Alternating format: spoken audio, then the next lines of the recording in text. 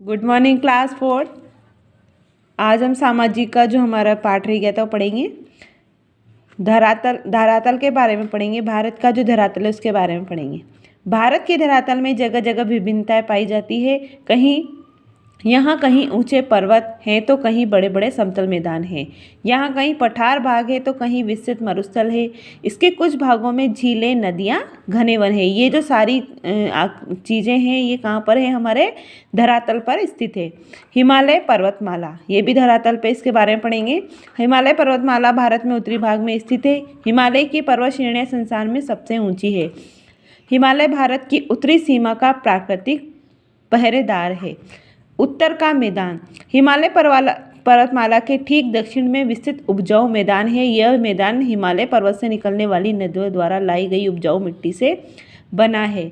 तीसरा, भारतीय मरुस्थल। भारतीय मरुस्थल को थार का मरुस्थल भी कहते हैं। यह शुष्क तथा रेतीला, यह उत्तरीय मैदान के पश्चिम में स्थित है। पठारी क्षेत्र, इसका धरातल असमान और रेतीला है। पठारी उत्तरी मैदान में ऊंचा किंतु उत्तर के पर्वतीय भाग से नीचा है। भारत के दक्षिण भाग का अधिकांश भाग पठार है। समुद्र तटीय मैदान, समुद्र तटीय मैदान पठारी क्षेत्र के पूर्व व पश्चिम में स्थित समुद्र के निकट का समतल मैदानी भाग है। लक्षद्वीपीय समुद्र अरब सागर में स्थित है। अंडमान निकोबार द्वीप समूह बंगाल की खाड़ी में स्थित है।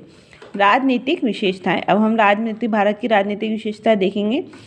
अंग्रेजों ने भारत पर 200 वर्षों तक से अधिक राज किया। 15 अगस्त 1947 को हम अंग्रेजी शासन से स्वतंत्र हुए। हमारे देश का राजतंत्र विश्व में सबसे बड़ा है।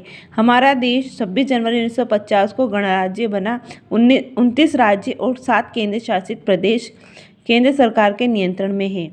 राज्य और केंद्र शासित प्रदेश नगरों और छोटी इकाइयों से विभाजित है, जिससे राज्य सरकारें सही प्रकार कार्य कर सके। यहाँ जो 29 राज्य हैं, लेकिन अब हमारे 28 राज्य हैं, क्योंकि जम्मू कश्मीर को एक केंद्र शासित प्रदेश बना दिया गया है।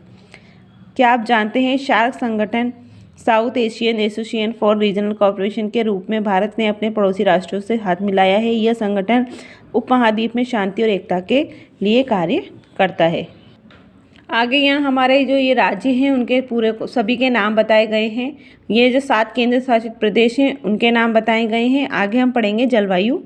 धरातलीय संरचना की तरह भारत की जलवायु भी सभी स्थानों पर समान नहीं रहती। यह अत्यधिक ठंडे प्रदेश में कई बहुत गर्म क्षेत्र भी हैं। यहाँ कुछ स्थानों पर बाढ़ आती है तथा कुछ स्थानों पर वर्षा की कमी से सूख पड़ता है। ये पाठ खत्म।